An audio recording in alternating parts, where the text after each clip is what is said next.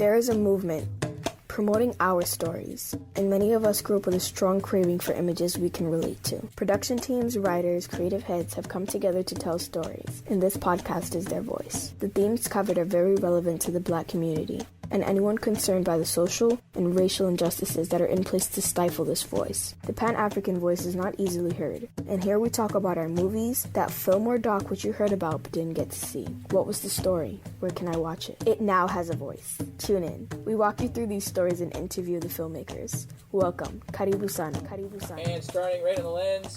Ready, and action.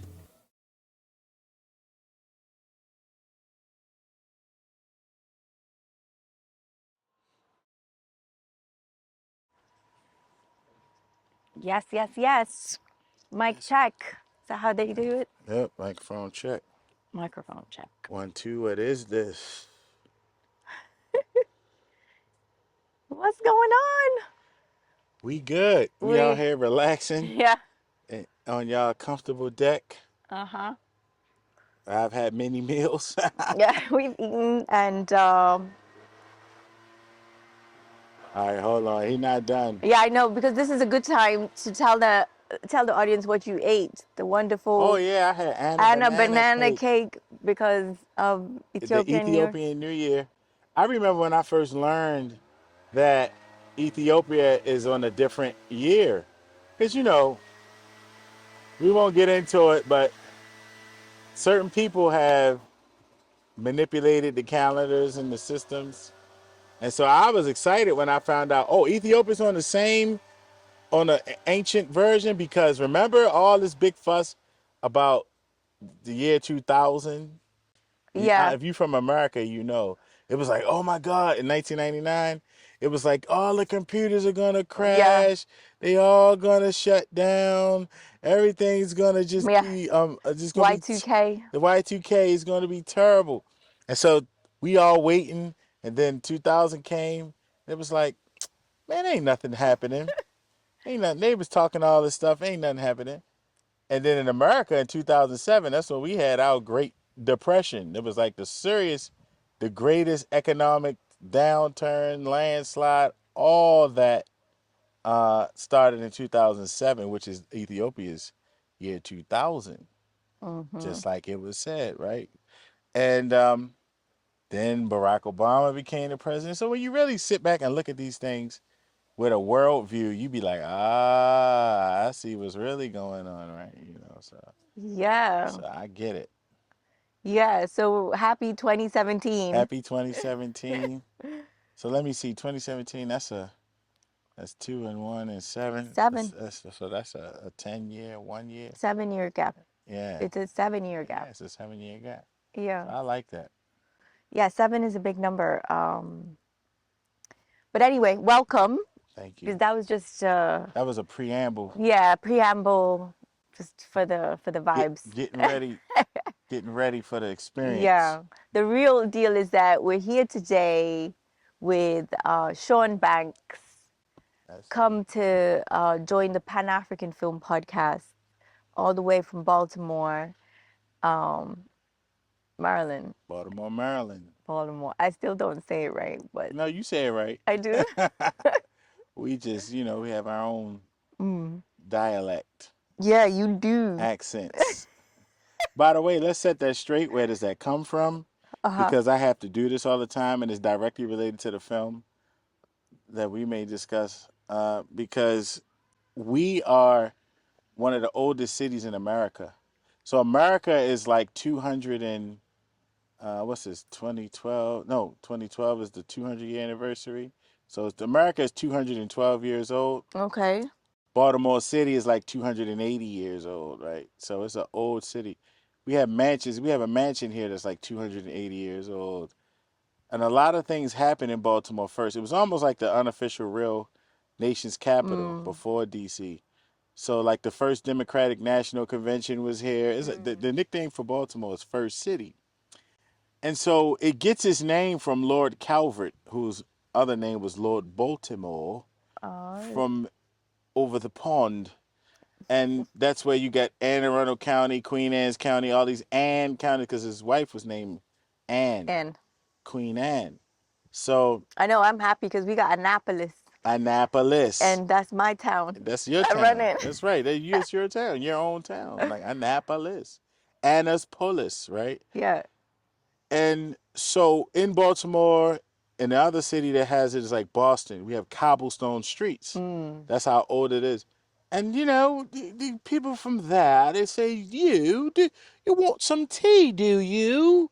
Would you like it? You would? All right then, I'll get you some. And so we kept that do, to, you, all of these things are remnants of our past. As a matter of fact, there's a group of people that still speak like they're from England, Queen Nanny's that English. that live here, that like near Federalsburg, Maryland. It's like Yeah. southern, more south. Yeah. And so this is like, you know, I love being from Baltimore because, you know, I love the spirit of the people Mm. Yeah, I love and Baltimore the too. history. I like it a lot. Yeah, and I might hold on to that British accent. It's just like yeah, it's amazing to me yeah. how it impacts people here in terms of like their perception of Well, it's the accent. though that's a real thing It's though, a real thing though, because it's all of a sudden when you because I could be talking very different if I wanted to, but I see the difference when I put it on. yeah, put it on, use it, because it's been proven that if you have like an English accent, you're already perceived to be more intelligent. Here in the US, In the unit, absolutely. because that's the grandfather and the grandmother of America, so they know that. Yeah, to me it's amazing though because it's so ironic because they were like so adamant, right, about distinguishing themselves from Britain, from saying how different they were, from the fact that they were not But tied you and like, already know that's psychology. and it's just, yeah, That's that's like why when you it's break up with a beautiful woman and she tells all her friends, "Oh, I'm not thinking about him. I don't care anything about him. But let me tell you what he did last night." You know, yeah. You're not thinking about him at all. You know, you well over him. And then her next man looks exactly like him and all of that. I'm going through it right now. That's how. that's your whole analogy there. But anyway, bringing it back to love. Good job.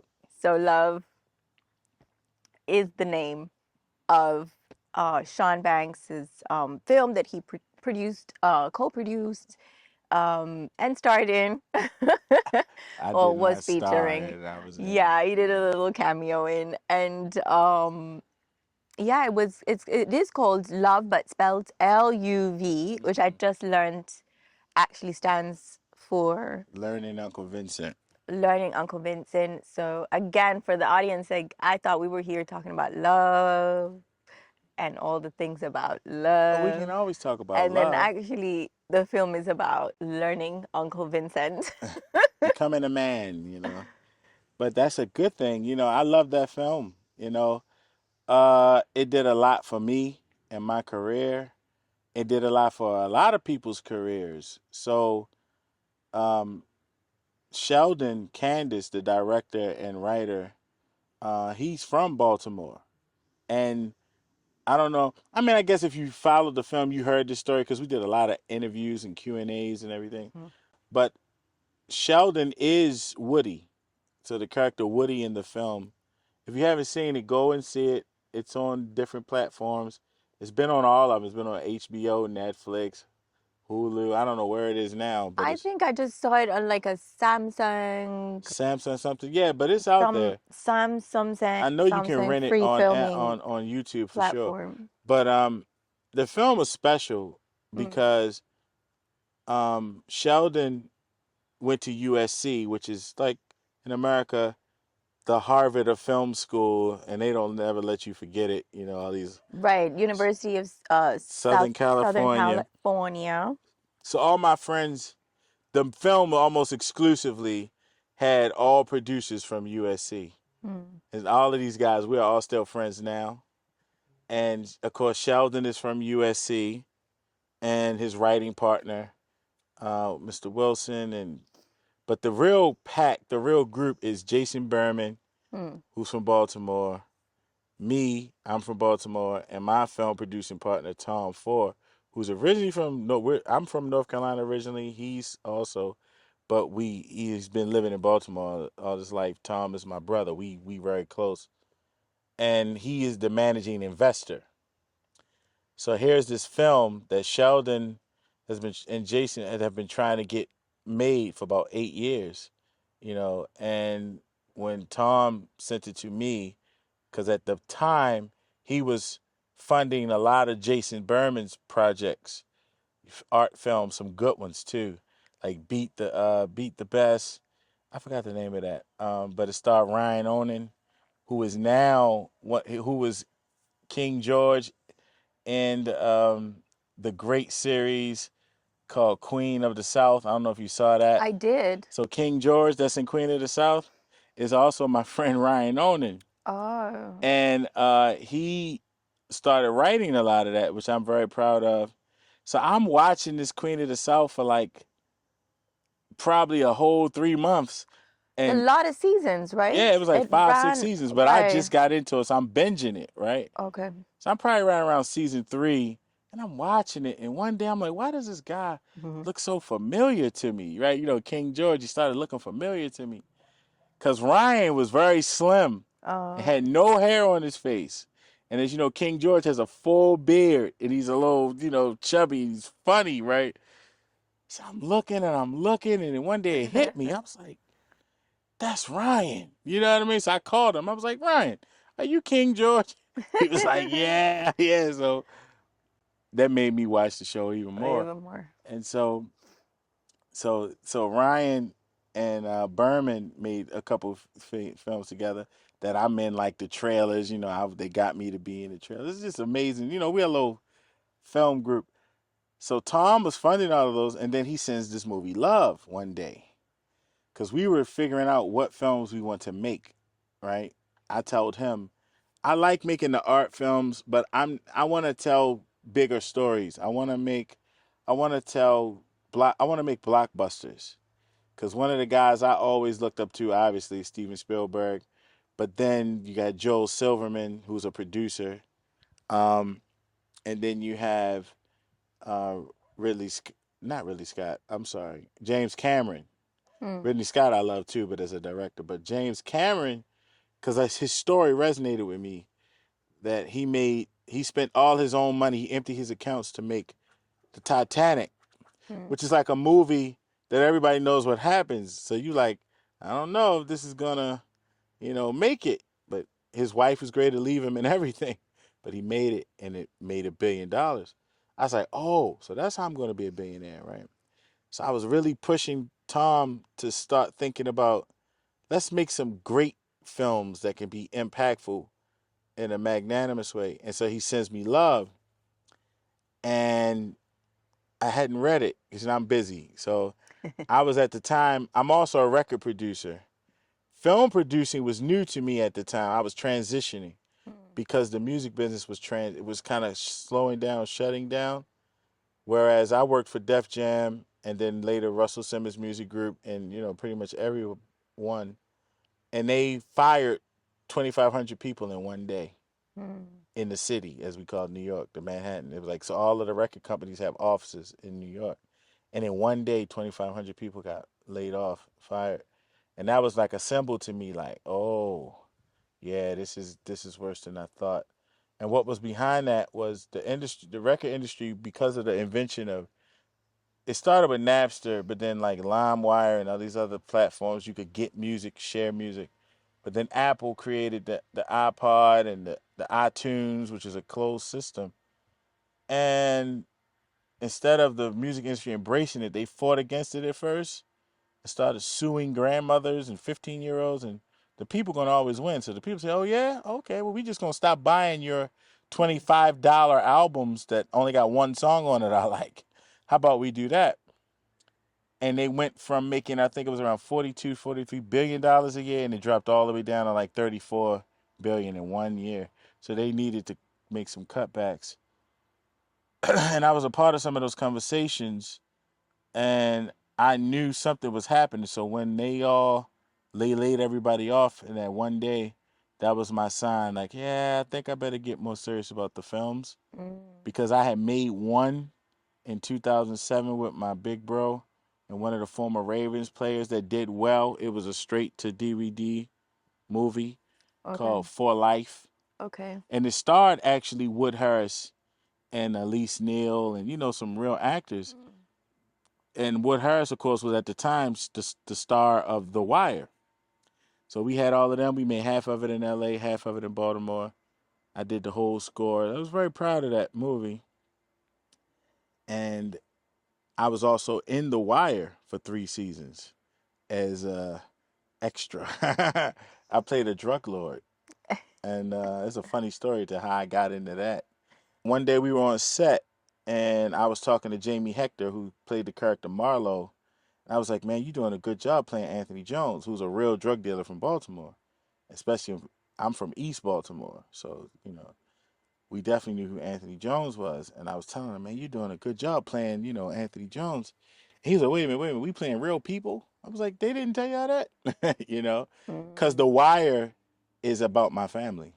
Oh. Yeah, my uncle is Rudy Williams. So Oh. even if you look on Wikipedia, it'll tell you it's based on Rudy Williams. And my cousin Naaman, who's his father's name is Naaman Earl Brewington. We are the Brewingtons in Greenville, North Carolina. But his father, Naaman Earl, and then my cousin Naaman, all of them got locked up together. And they kept his name. So one of the young characters in the series is named Naaman.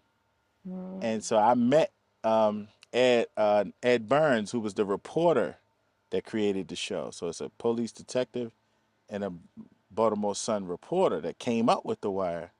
And so when I met him, he was like, hey, Jamie Hector was like, hey, this guy said we playing real people. And he's a very eccentric, silver-haired European man. He was like, yes, you are. And who are you? Right? That's how he talks. And I was like, I'm Sean Banks. But Rudy Williams is my uncle. He was like, oh, really? So we start talking. We talked for about 40 minutes because he was intrigued by that. He's like, yeah, I worked on this case and everything. We were sharing all this information. And somewhere along the way, I said to him, let me ask you a question. So I've been filming for years now with this successful program. It's always a different director, but you're always here. Like, whoa, what are you? Who are you? Because I didn't know who he was at the time. He said, I'm the producer. I hire everyone, and I created the show, and I come up with this. And I was like, you know what? I could do that. I didn't want to be a director. The reason I didn't want to be a director ever was because of what happened to me in the music business. So, as a fan of music, as a huge fan of music, as a young kid who would listen to everything his mother listened to, so she was listening to Michael Jackson and Prince and Diana Ross and Patti LaBelle and Whitney Houston. I mean, just Luther Vandross, Anita Baker. And that's what I grew up listening to. I got the hip hop from my uncles, but at that time the percentage was heavily R&B. So then I got the jazz from like my uncle, and he loved jazz, and he was in the Air Force, so he was stationed in the Philippines for a while. And when he came back, he came to live with us.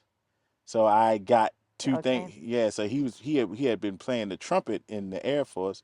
So when he came back, he was into jazz and he was into all kinds of music. He also had an incredible porn stash that we discovered. He brought that I back was with him. gonna say the Air Force or the military in general make you sing the blues and It jazz. make you sing the Well, it blues. does that too. Yeah, it does that too. Yeah, he came back with a extra son that was still there.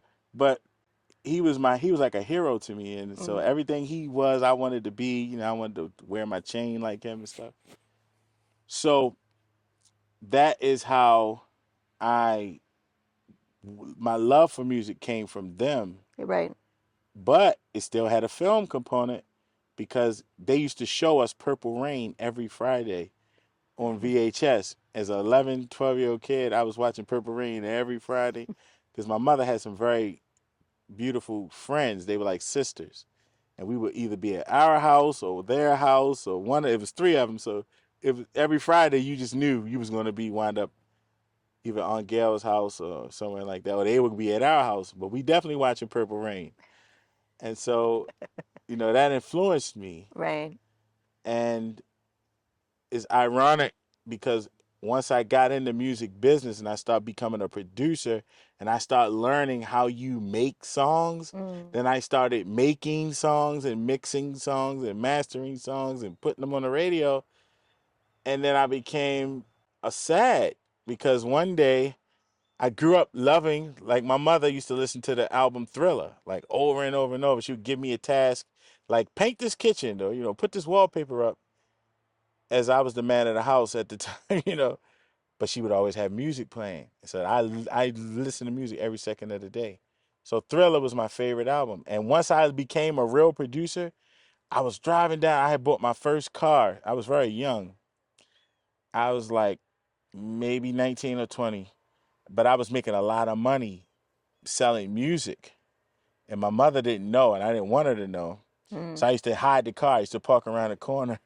I didn't want her to know I had a car. And from Baltimore, it's a crazy story because I had no license. Right. But I had a car, right? And so I got it, and I'm listening to Thriller album. And it was the most horrible experience because I couldn't enjoy the album as I had all my life. Because now I couldn't stop wondering, I wonder what kind of reverb that was they used on Michael Jackson's voice. Was that a Lexicon or was it this? I wonder if they record that with a Neumann mic.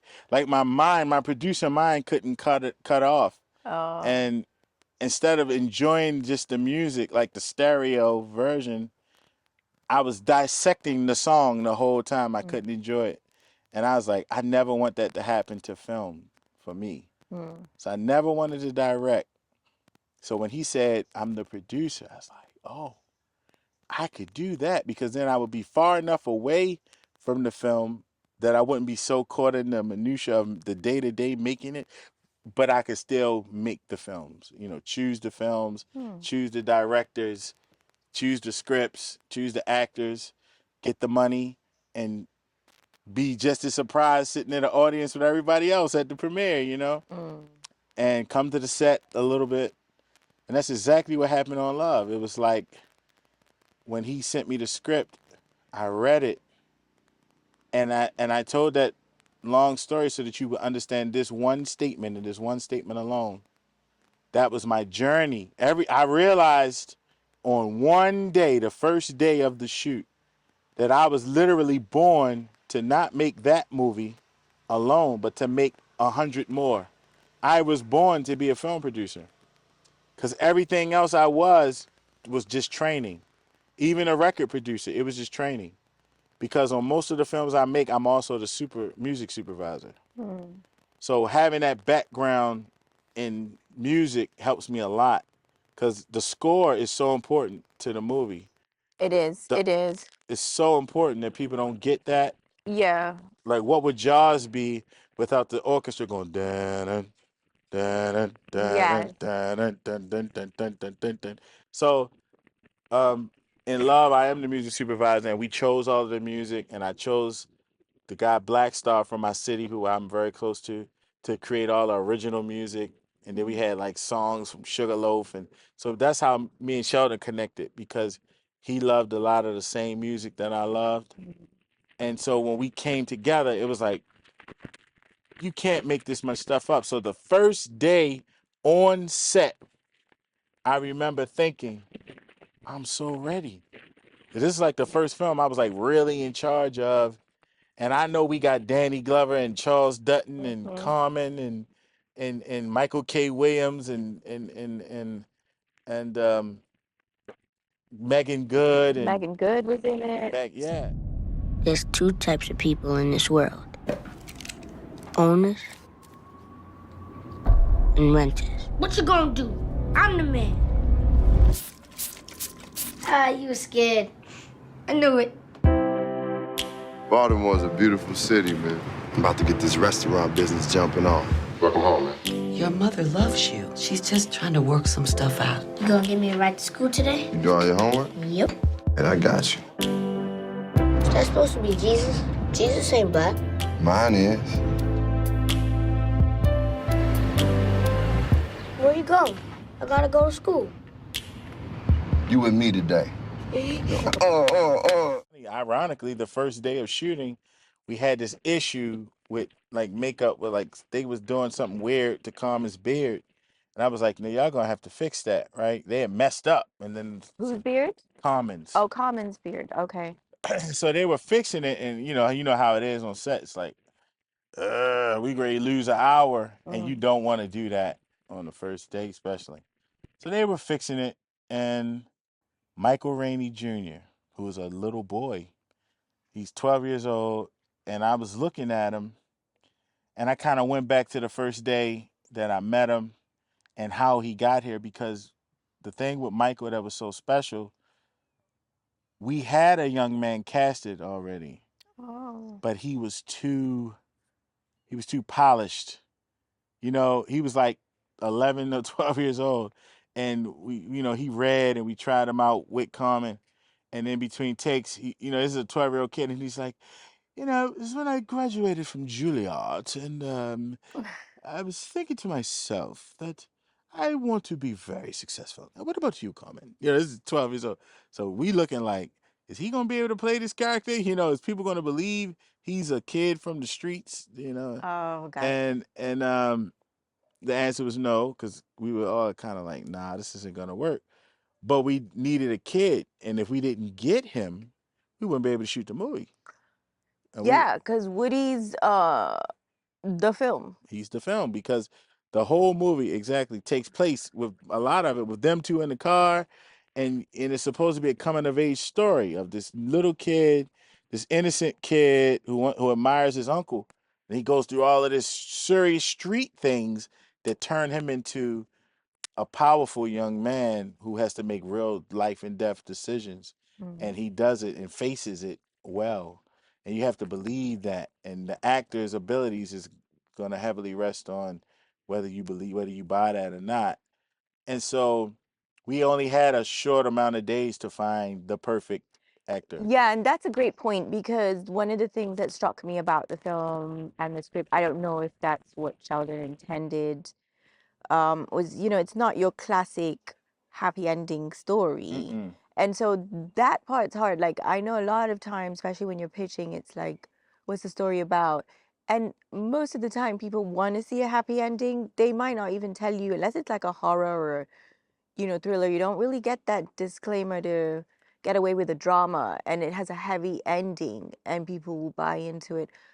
But it's a story that I think, like you said, had to go that way, because he does such a great job that you do have that hope internally for that character, despite the way things play out. And as I learned from your retreat, how do you say her name? Tato Mosa, who was your mentor. Who I love. Yeah. I love Tato. I gotta Shout out to shout Tato. out to Tato, because we had long discussions about who's the protagonist. No, who's is the I through who? Because even writing the movie Love, I was always kind of more focused on Common's character, Vincent, because I related to him, but I also related to Woody, because my big brother did the same thing for me. There's a time where we were preparing to shoot, and me and Carmen are going back and forth about the script, because I promised I would update the script and make it more authentically Baltimore. That's what I did. Oh, okay. And I'm instant backstory. So like, it doesn't matter. Once I get into the characters, I can tell you the backstory, no matter what. So Carmen would ask me, we made his character. Like, we decided when his birthday was, what music he listened to. I made a CD. He listens to all of this stuff. He was from Baltimore. We made his character, and he became an entity. First things first, we gotta get you fresh. We got to put you in some fine threads. A man over there watching us. Let him look. Every man needs to know how to drive. And move back, man. Making a drop today. Handle this for me. I thought you was trying to be all businessman and stuff. You gotta trust me, what? I'm gonna take care of us. You're well-dressed on the outside, Vincent. But what about the inside? Man, can you make this quick, y'all? Did you think maybe you are not sent here to get the money?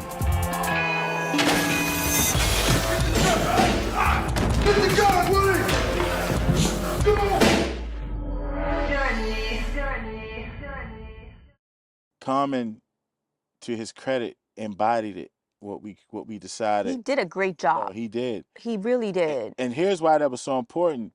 He had never, to that point, been the leading male in any serious drama. Yeah, and as much as we love leading female roles and all of that, like even you were saying, it's a relatable story. Like it's a pretty harsh reality, but definitely a black male perspective on urban life. Mm-hmm. Am I right? Like out here in the US. 100%. Okay. You get out of jail, you've been locked up, which is a lifetime scar, because now you can't work a certain kind of job, you can't vote, you can't do any of these things, and it's a stigma that's on you. And ironically, I have some Jewish friends that did time in jail.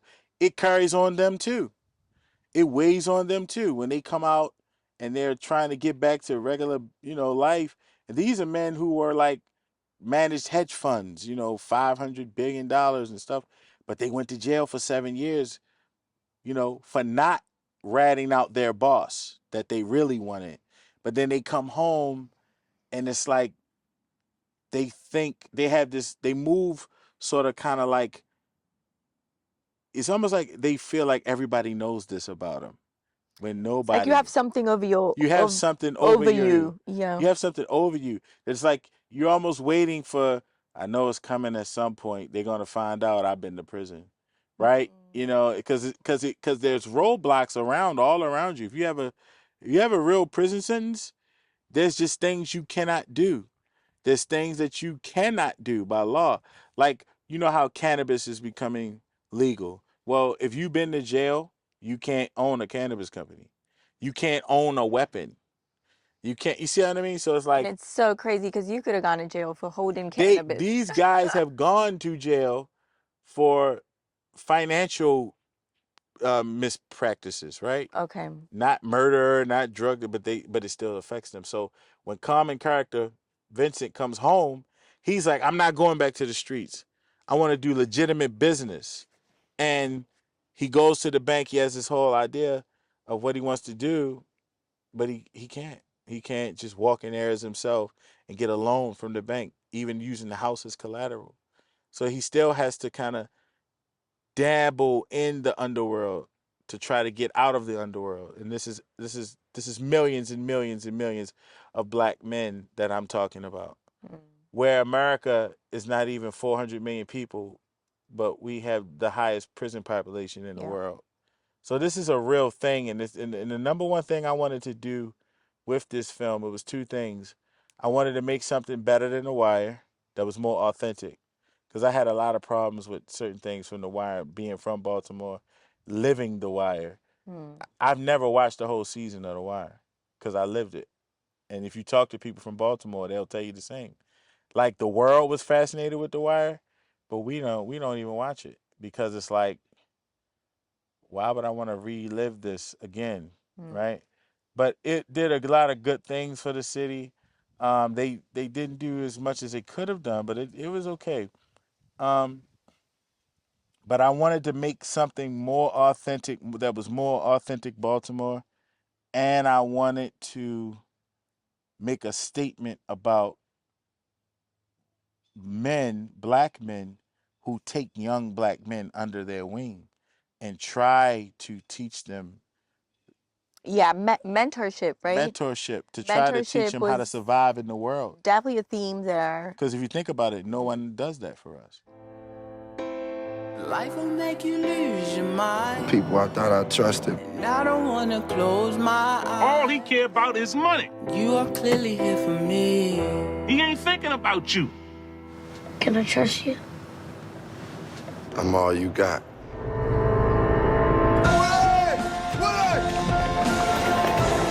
You can't let them see fit.